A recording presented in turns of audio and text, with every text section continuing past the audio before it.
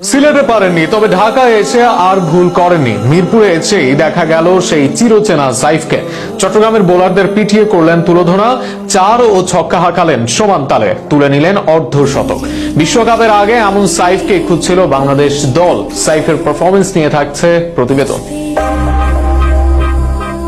সরাসরি চুক্তিতে তাকে দলে ভেড়ায় ঢাকা দল, তবে ঢাকায় এসে নামের প্রতি সুবিচার করতে পারেননি সাইফ হাসান।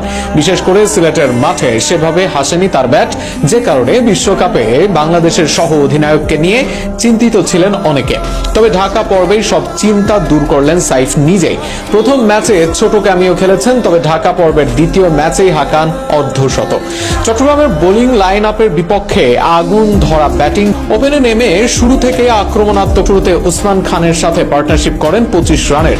তৃতীয় ওভারে উসমান ফিরে গেলে আসেন আফগান আকবরী।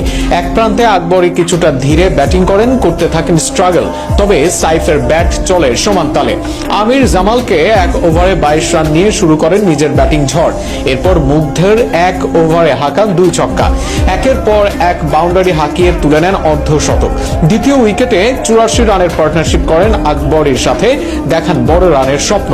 শেষ পর্যন্ত আউট হয়ে যান আকবরী। অপরদিকে নেমে শুরুর বলেই ফিরে যান শামীমও। তাতে চাপে পড়ে ঢাকা, একের পর এক বাউন্ডারি হাঁকাতে থাকেন তিনি। ঢাকাকে নিয়ে যান বড় রানের দিকে, শেষ পর্যন্ত ফেরেন 73 রানে। 44 বলের ইনিংসে সাইফ ব্যাট করেন 165 স্ট্রাইক রেটে, হাঁকান সমান 5টি করে 4 ও ছক্কা। সাইফের পুরো ইনিংস জুড়েই ছিল মুগ্ধতার ছড়াছড়ি।